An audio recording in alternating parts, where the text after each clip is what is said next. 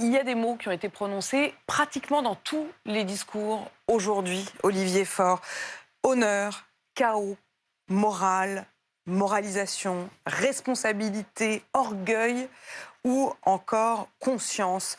Et c'est aussi sur ces questions-là que j'aimerais vous interroger ce matin, évidemment avec Emmanuel Le Chypre qui vous interrogera sur l'économie. On va revenir aussi sur la suite, l'après. Mais d'abord, cette question presque morale qui se pose à vous aujourd'hui. Vous êtes à la tête du Parti socialiste. Où est votre âme? Vous vous êtes associé aujourd'hui à LFI, avec qui les tensions sont de plus en plus palpables. Et vous avez voté avec le RN. Où est votre âme? Madame de Malherbe, je vous rappelle que si Michel Barnier est devenu Premier ministre, c'est précisément parce que le chef de l'État avait consulté ce qu'on appelle maintenant le socle commun, et que le socle commun avait dit qu'il censurerait immédiatement Lucie Castet avec le Rassemblement national. Et maintenant, venir nous en faire le reproche, je trouve ça un peu fort de café. La réalité, c'est que dans la vie politique, il y a une règle morale qui est simple. On respecte le vote des électrices et des électeurs. Et ce vote, il était clair. Ce n'est pas moi qui ai dit sous l'Assemblée. C'est le chef de l'État qui avait appelé à une clarification. Cette clarification a eu lieu. Alors, on peut la considérer comme imparfaite. Mais c'était simple. Il y avait une coalition qui était arrivée en tête, qui n'avait pas obtenu de chèque en blanc puisqu'elle n'avait pas obtenu de majorité absolue. Mais c'était à elle de prendre l'initiative et c'était ensuite au Parlement de faire en sorte d'accepter ou de ne pas accepter la politique conduite. Je crois qu'on n'a jamais autant entendu le mot respect. De la part de ceux qui ne se sentaient pas respectés, de la part de ceux qui appelaient à davantage de respect. Mais qu'est-ce que le respect quand, tout à l'heure, par exemple, votre allié, Jean-Luc Mélenchon, qui était à la tribune, dans les loges de l'hémicycle, il faut bien imaginer, pour regarder, mais ostensiblement au balcon, il a écouté le discours d'Éric Coquerel, il a écouté le discours de Marine Le Pen. Et lorsque votre orateur, l'orateur du Parti socialiste, est monté à la tribune, ostensiblement, Jean-Luc Mélenchon a tourné les talons et il est parti.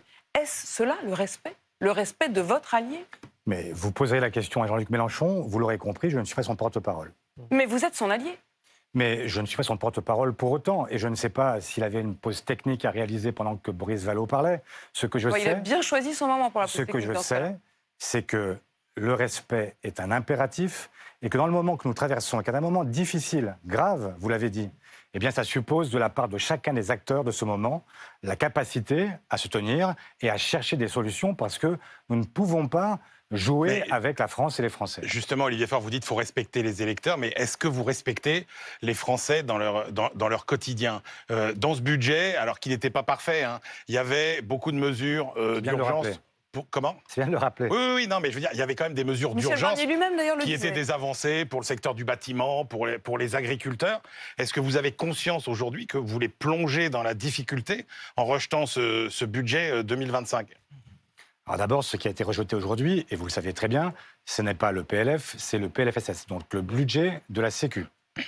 Et j'entends qu'on pourrait... Enfin, tout tombe en même temps, là. Il n'y a plus de gouvernement, il n'y a plus de budget, il n'y a plus rien. C'est que, en fait, ce qui était censuré aujourd'hui, c'était le budget de la Sécu. Mais ce que je veux dire aussi, c'est que l'argument que vous développez, il est valable pour tous les gouvernements. Dès lors que, finalement, un gouvernement propose un peu quelque chose quelque part, il faudrait systématiquement l'approuver. La réponse est non. Et nous avions évidemment... nous chercher à améliorer ce projet de budget.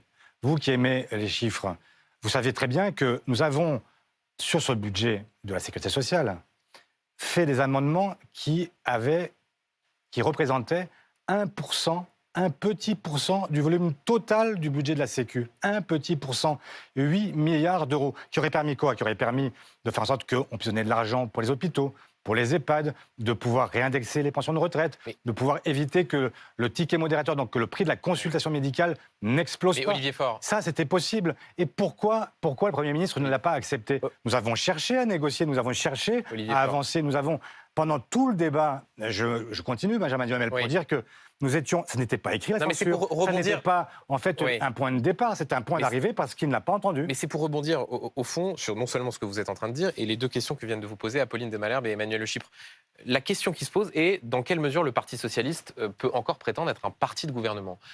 Quand un parti, le Parti socialiste, vote une motion de censure avec la France Insoumise, qu'il voue hégémonie, avec le Rassemblement National. Quand un parti, votre parti, le Parti Socialiste, fait effectivement tomber un certain nombre de mesures aboutissant, par exemple, à ce que des Français qui ne payaient pas l'impôt sur le revenu le payent à partir de l'année prochaine, compte tenu de ce qu'on appelle l'indexation du barème de l'impôt sur le revenu, est-ce que c'est responsable, quand on est un parti de gouvernement, de, au fond, plonger la France dans l'inconnu? C'est sans doute aussi ce que se disent certains des Français qui nous regardent ce soir. Non, mais je vous trouve un peu gonflé. Ah. Enfin, oui, parce que, en fait, vous nous reprochez maintenant, en fait, la France Insoumise, l'extrême droite, etc. On vous reproche rien, mais soyons très clairs. Non, mais un parti de gouvernement... Notre position n'est pas du tout de vous reprocher. On pointe des contradictions évidentes. Oui, d'accord. Mais enfin, il n'y a pas de contradiction. Enfin, je vous rappelle quand même que, puisque vous êtes des observateurs attentifs, qu'il y a quelques jours, sur le projet de loi de finances, c'est en fait une alliance entre le socle commun et l'extrême droite qui a battu, en fait, qui a même rejeté le projet de budget tel que nous l'avions amendé. À ce moment-là, je ne vous ai pas entendu crier, je ne vous ai pas entendu dire c'est pas possible, c'est pas un parti de gouvernement. Il gouverne, donc forcément c'est un parti de gouvernement. Un parti de gouvernement, c'est quoi? C'est un parti qui, en fait, accepte l'idée de prendre son risque. Et moi, je suis pour prendre notre risque, faire en sorte d'aller gouverner. Je suis pour que nous puissions demain être aux affaires et prendre la responsabilité. Vous voulez gouverner, Olivier Faure, puisque oui, on a entendu il y a quelques instants vos alliés, par la voix de Mathilde Panot, présidente des députés insoumis, Clémence Guettet, qui était sur ce plateau il y a un instant, dire non, nous on ne veut pas gouverner. Nous, c'est la démission du président de la République qu'on veut. Est-ce qu'il n'est pas temps ce soir, au fond, Olivier Faure, il est 21h15 sur BFM TV, d'acter, là, pour le coup, une différence qui est fondamentale entre vous? Alors même que je crois que vous faites encore partie du même ensemble. Écoutez, je l'ai même dit publiquement déjà, c'est une divergence fondamentale avec la France Insoumise. C'est une évidence. Ils cherchent... Une de plus. Une de plus, si vous voulez. Ils cherchent, en réalité, à aller vers un blocage institutionnel pour obtenir la démission du chef de l'État. Moi, je crois que ce n'est pas une bonne solution. Pourquoi? Parce que d'abord, qui garantit que ce serait un homme ou une femme de gauche qui l'emporterait? Est-ce que Marine Le Pen n'est pas celle qui est finalement avec celle qui a le plus de chance aujourd'hui? Et après la folie de la dissolution que nous avons nous-mêmes condamnée, dénoncée, est-ce qu'on est prêt à une nouvelle folie avec la démission du chef de l'État? Moi, je ne le crois pas. Et je ne crois pas non plus que ce soit forcément très utile, puisque de toute façon, le Parlement ne peut pas être dissous avant le mois de juillet. Mais vous dites vous-même, Olivier Faure, vous dites vous-même, Olivier Faure, que c'est une divergence fondamentale. Tout à l'heure, Apolline vous interrogeait sur ce geste quand même de Jean-Luc Mélenchon de quitter la pièce, quitter l'hémicycle. Attendez. Mais non, c'est pas de l'anecdote. Symboliquement, c'est important. Est-ce que ce qui est en train de se passer ce soir, est-ce que ce qui est en train de se passer ce soir, Olivier Faure, Jean-Luc Mélenchon est attaché au symbole. Olivier Faure, est-ce que c'est la fin du NFP? Sur une vraie divergence, je l'assume parfaitement et je dis c'est une vraie divergence. Mais à combien de divergences, Olivier Faure, ça justifiera de dire sur un plateau de télévision nous actons la fin du nouveau Front Populaire et est-ce que c'est ce soir? Moi, ce que je crois, c'est que nous avons porté ensemble un certain nombre de projets. Et que c'est sur cette base-là, et par rapport aux engagements que j'ai pris devant celles et ceux qui m'ont fait confiance dans ma circonscription. Mais justement, et c'est à eux que je m'adresse, c'est à eux que je pense. Et c'est à chaque fois en fonction de ce qu'ils me disent, chaque fois que je les rencontre, chaque matin quand je vais prendre mon pain, et quand je les rencontre au supermarché, quand je les rencontre dans les marchés, dans les manifestations de ma circonscription, et ceux que je rencontre dans toute la France quand je me balade, eh bien effectivement, c'est à eux que je pense, plutôt qu'à tel ou tel. Et moi, ce que je crois, c'est qu'aujourd'hui, il faut prendre le risque de gouverner. Mais est-ce que c'est la fin du NFP? C'est la fin du NFP ce que je crois, c'est que nous devons prendre ce risque-là. Est-ce que c'est la fin du NFP ce soir? Mais pourquoi voulez-vous me parler du NFP là où je vous parle de la France des Français? Là, on verra bien ce que chacun fera. Si demain, le chef de l'État, à 20h, s'exprime sur toutes les antennes et dit « Je suis prêt à nommer quelqu'un du NFP », et même qu'il donne un nom, très bien. J'attends de voir quelle sera la position des Insoumis. Est-ce qu'ils diront « on boude et on reste dehors » ou est-ce qu'ils prendront leurs responsabilités? Est-ce qu'ils viendront? Ça n'est pas à moi de décider pour eux. Moi, je suis socialiste et donc je dis ce que je pense et je dis ce que font les socialistes. Et ce que je sais, c'est que nous avons 100% des socialistes qui sont prêts à gouverner parce qu'ils veulent mettre fin à cette année pendant laquelle ils ont le sentiment que les Français ont trop souffert. Olivier Faure, voilà si vous voulez gouverner, vous avez des propositions. Donc justement, puisqu'on est plongé dans l'incertitude, qu'est-ce que vous dites aux agriculteurs? Qu'est-ce que vous auriez fait de différent de ce qu'il y a dans le projet de loi? Qu'est-ce que vous dites aux Français qui espéraient un prêt à taux zéro et qui n'en auront sans doute pas? Est-ce que vous remettrez ces mesures en route? Est-ce que par exemple, sur la fiscalité écologique, qui était quand même assez dissuasive dans le budget de Michel Barnier, est-ce que par exemple vous serez plus accommodant sur des aides pour acheter des voitures électriques? Concrètement, vous allez proposer quoi? Mais d'abord, pardon, j'ai esprit d'escalier, mais je voudrais répondre d'abord à la question, première chose que nous ferons. Parce qu'il faudra bien réparer la situation telle qu'elle est. On ne peut pas rester suspendu en l'air. Et je veux répondre à la question de Benjamin Duhamel, qui après je compléterai avec votre question à vous. Mais sur ce qui est dit et répété par Michel Barnier lui-même, que les Français qui ne payaient pas l'impôt jusqu'ici, 350 000 foyers, vont rentrer en l'impôt. Et 18 millions vont voir leurs impôts augmenter, c'est un peu technique, mais parce qu'en fait, on a gelé le barème de l'impôt sur le revenu.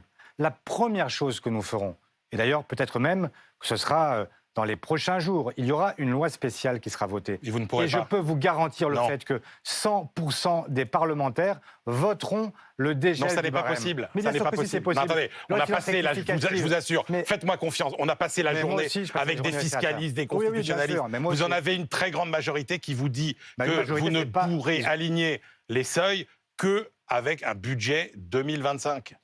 Qui arrivera peut-être très vite, c'est pas la question. De toute façon, nous ferons un projet de loi de finances rectificative en janvier 2025. Donc c'est pas la loi spéciale. Ça peut être la loi spéciale. Moi, ça prend plus de temps. Si c'est le budget, ça prend plus de temps. Alors, ça veut dire qu'en attendant, les si vous voulez Français la technique, je vous rappelle quand même que l'impôt... Mais allons-y, prenons le temps, c'est important. Non, mais bien sûr, c'est important. Mais la réalité, c'est que l'impôt, il est prélevé quand ? Il est prélevé à la fin de l'année. Donc on n'a pas besoin de savoir au mois de janvier ce qui va se passer. On a besoin de savoir ce qui se passera... Jusqu'en mai, jusqu'en mai-juin. Oui, donc ça veut dire qu'on a du temps. Et que, évidemment, aucun groupe parlementaire à l'Assemblée, et là je peux parler au nom de tous, n'est prêt à geler le barème, parce que ce serait effectivement une conséquence qui serait grave pour nombre de Français, soit qu'ils payent davantage, soit qu'ils rentrent dans l'impôt. Donc cette histoire-là, déjà, stop. C'est plus la peine d'en parler, ça n'existe pas. Olivier Faure, tout à l'heure, Boris Vallaud, qui défendait donc votre position du Parti socialiste, s'est adressé au bloc central, les ex ou les encore macronistes, et c'est à eux qu'il s'est adressé. Il a dit « Le choix est devant vous et désormais clair. Préférez-vous négocier avec une gauche au pouvoir que certains jugent imparfaite, mais avec laquelle la plupart d'entre vous partagent l'essentiel du combat républicain, ou continuer de courber les chines aux injonctions de Marine Le Pen ? Que préférez-vous, la laisse et le bâton du Rassemblement national ou la responsabilité républicaine ?» Il tend la main, vous tendez la main aux macronistes. Ce n'est pas une façon, au fond, de dire ce que vous n'osez pas dire tout haut, c'est-à-dire que vous êtes en train de changer le centre de gravité et de préférer vous associer, en effet, à ceux qui, d'ailleurs, pour la plupart, viennent de vos rangs, sont des anciens socialistes, comme Gabriel Attal. Oui, ils ne sont pas tous du même jus, mais peu importe. D'abord, saluer effectivement le très beau discours de Boris, qui a dit effectivement quelle est l'alternative aujourd'hui pour ceux qui constituent ce fameux socle commun. Soit il continue à faire ce que Michel Barnier a largement fait pendant les derniers mois, donc expliquer que son regard était exclusivement tourné vers l'extrême droite. Et mais vous n'aurez pas les deux bouts, vous le savez très bien. Vous ne pourrez pas garder LFI et récupérer les macronistes, ça ne marche pas. Mais moi, je ne veux récupérer personne. Quand il dit « Que préférez-vous ? Je vous tends la main, venez donc gouverner avec nous ». Il dit qu'il veut un Premier ministre de gauche, avec un gouvernement de gauche. Et il dit « Qu'est-ce que vous préférez ? Est-ce que vous préférez continuer à faire ce que vous avez fait avec M. Barnier et donc aller chercher le soutien de l'extrême droite, alors même que vous avez vous-même été longtemps proclamé, dire sur tous les tons que vous étiez le barrage à l'extrême droite, et maintenant vous négociez avec elle exclusivement. Alors, Olivier Faure. Est-ce que vous voulez ça encore, ou est-ce que vous voulez au contraire discuter avec un gouvernement de gauche ? Mais ça ne veut pas dire qu'on va être dans la confusion absolue. Moi, je ne suis pas macroniste et je ne suis pas socialiste. Donc ça veut dire que nous arriverons au Parlement avec des projets, mais nous savons très bien, si nous n'utilisons pas le 49.3 et si nous ne forçons pas la décision, comme c'était le cas aujourd'hui, nous serons astreints au compromis. Et nous demandons en échange, et nous demandons en échange à ce qu'il y ait. Oui, mais ça c'est pas de ma faute, vous avez repris la parole. Non. Donc c'est vrai. Non, mais rapidement. Vous regarderez en replay, vous verrez que c'est vous qui avez repris la parole. Esquissez. Et donc en échange de quoi eh bien, effectivement, nous demandons à ce que nous ne soyons pas censurés pour que nous puissions avoir cette espèce de deal qui n'est pas un deal sur un programme, qui est un deal sur une méthode qui change. Je ne vous offrirai plus aucune échappatoire. Alors, rapidement, Olivier Faure, l'immobilier, la fiscalité verte, les agriculteurs, vous leur dites quoi ce soir ? Mais moi, je leur dis que, évidemment, il y a des mesures d'abord sur lesquelles nous pouvons être d'accord. Et l'idée de bâtir des compromis avec le Parlement, c'est de dire que nous n'avons pas seuls raison contre tout le monde, puisque nous ne pourrons pas appliquer tout notre programme rien que notre programme selon la formule consacrée. Et donc, nous irons chercher sur tous ces sujets-là, y compris des avancées qui sont des avancées collectives. Moi, ce que je dis, c'est que ce que nous voulons, c'est revenir avec quelques grandes priorités qui sont des priorités pour tous les Français. Qu'est-ce qu'on fait sur le pouvoir d'achat ? Qu'est-ce qu'on fait sur l'éducation ? Qu'est-ce qu'on fait sur l'hôpital ? Qu'est-ce qu'on fait sur la transition écologique ? Et donc, moi, je souhaite que, par exemple, il y ait, sur un certain nombre de grands sujets, une remise à plat qui permette de se poser les bonnes questions. Sur les salaires, pour prendre cet exemple-là, pourquoi est-ce qu'on n'organise pas une grande conférence salariale et qu'on se pose la question de savoir comment est-ce qu'on fait aujourd'hui pour revisiter l'échelle salariale ? Pourquoi est-ce que vous avez des gens qui sont ceux pourtant à qui vous confiez vos vieux parents, vos vieux grands-parents, etc., et qui sont payés une misère. Quand vous êtes payé pour vous occuper d'enfants handicapés, vous gagnez 800 € par mois. Est-ce que c'est acceptable quand d'autres ont, pendant cette période de 7 ans, ont vu leur patrimoine multiplié par 2. Et je ne parle pas de gens qui gagnaient... Mais il y avait de la taxation des riches et des grandes entreprises. Bien sûr, mais pas suffisamment. Il aurait fallu aller plus loin. Je prends l'exemple des cotisations. Moi, j'aurais souhaité, par exemple, que nous puissions, sur le projet de loi de financement de la Sécu, faire en sorte que nous puissions prélever, par exemple, des cotisations sur les dividendes. Pourquoi les gens qui vivent de la rente seraient exonérés de la solidarité collective. Alors Olivier Faure, ça c'est ce que vous défendiez effectivement sur le budget de la sécurité sociale. Pour prolonger la question d'Apolline, j'aimerais juste qu'on essaye d'ouvrir le capot de cet accord de non-censure que vous défendez. Ouvrons. Parce qu'au fond, il y a beaucoup d'ambiguïté et tout le monde n'a pas la même définition de cet accord de non-censure. D'abord, sur le qui. Qui à Matignon dans un éventuel accord de non-censure ? Est-ce que dans votre vision des choses, celle du Parti socialiste, c'est forcément un membre du nouveau Front populaire ? Nous avons dit que nous souhaitions que ce soit un homme de gauche qui porte les priorités du Front populaire. Donc Bernard Cazeneuve. Ça veut dire que, par exemple, si vous aviez un syndicaliste ou quelqu'un qui vient de la société civile, quelqu'un qui a assumé des responsabilités d'État sans avoir jamais, par exemple, fait de la politique. Donc ça veut dire que vous dites de nouveau ce soir, Bernard Cazeneuve, c'est niette. Mais je viens de vous dire que moi, je ne suis pas celui qui pose des vétos. Je suis celui qui pose des conditions. Les conditions, c'est de défendre les priorités qui ont été celles du Front populaire. Et est-ce que Bernard Cazeneuve peut être cette personne qui porterait ces priorités ? Je ne sais pas. Je ne sais pas parce que tout simplement, je ne sais pas ce que défend Bernard Cazeneuve aujourd'hui. Et donc, si Bernard Cazeneuve dit « je viens défendre les priorités du Front populaire », il fait partie de cette épure-là. Simplement, la condition simple, c'est qu'il faut des gens qui viennent. Les gens viennent au nom de quoi ? Si c'est la gauche qui est appelée, elle vient parce que c'est bien la gauche qui l'a emportée. Et cette gauche, c'était celle du Front populaire. Donc ce serait quand même paradoxal d'avoir des gens qui disent « je viens parce que je le vaux bien », mais en même temps, je m'affranchis complètement de ce qui a été adopté. Encore deux questions précises de mode d'emploi. Vous dites Bernard Cazeneuve, il faudrait pour ceux-là qui défendent le programme du nouveau Front populaire. Est-ce qu'il pourrait y avoir des macronistes dans ce gouvernement ? Parce que s'il y a un accord de non-censure, est-ce que cela pourrait être représenté au gouvernement ? Mais moi, je souhaite qu'on soit le plus clair possible. On a une situation compliquée, il faut des réponses claires et simples. Donc c'est non. Et donc, je pense qu'on verra bien comment la discussion s'engage. Mais la discussion, elle doit s'engager. Je crois qu'on est d'accord. Vous dites qu'il faut que ce soit hyper simple, mais en même temps, vous relouvoyez un peu quand même. Mais je ne relouvoie pas du tout. Mais pourquoi voulez-vous que je louvoie ? Parce que je suis très simple. Au contraire, je dis que je n'aime pas la confusion. Je pense donc pas de macroniste dans un gouvernement. Je pense qu'à un moment, le « en même temps », ça conduit à l'extrême droite. Donc vous tendez la main aux macronistes, mais en même temps, vous ne voulez pas qu'ils viennent non plus complètement. Mais là où je tends la main aux macronistes, c'est leur dire que nous sommes prêts à passer des compromis au Parlement, qui est le lieu de la délibération. C'est quand même simple. Il y a un lieu qui a été abandonné, qui est devenu un théâtre d'ombre, c'est vrai, mais qui doit redevenir le lieu où se nouent les grands compromis. Quand on parle, par exemple, de la loi sur la laïcité, elle n'a pas été adoptée en 5 minutes. Il y a eu 3 ans de débat. Jaurès, Briand, etc., tous ces gens qui, dans l'hémicycle, ont fait... ont accepté de discuter et à un moment, on a fini sur un sujet qui était très compliqué à l'époque. Quand même, imaginez qu'on est là au début du siècle précédent et qu'on a devant soi une société qui n'est pas du tout désécularisée. Alors Olivier Faure, un dernier mot sur le mode d'emploi. Ils le font parce que le Parlement est le lieu de la délibération. Un tout dernier mot sur ce mode d'emploi. Est-ce que la question de l'abrogation de la réforme des retraites est une ligne rouge absolue ? Parce que là encore, si vous voulez un accord de non-censure avec le socle commun, eux font de la question de la réforme des retraites un enjeu absolument identitaire. Est-ce que là-dessus, vous pourriez dire non ? On met ça de côté et on négocie sur des objets politiques plus consensuels. Je souhaite qu'on l'aborde différemment. Je souhaite qu'on puisse dire, par exemple, qu'on commence par la conférence de financement Et on trouve d'abord, parce que moi je suis... donc on n'abroge plus, parce que vous avez voté la niche parlementaire de la France Moi j'ai Insoumise pris la des semaine engagements dernière. devant les électeurs. Donc je vous dis ce que je pense. Je dis simplement que comme on est responsable, et que c'est vrai qu'il y a un sujet de financement. On ne peut pas dire j'abroge et je fais rien à la place. On est d'accord. Donc il faut bien qu'il y ait une conférence de financement qui réunisse les partenaires sociaux et qui fasse en sorte que nous puissions ensemble débattre de la façon dont on finance les retraites.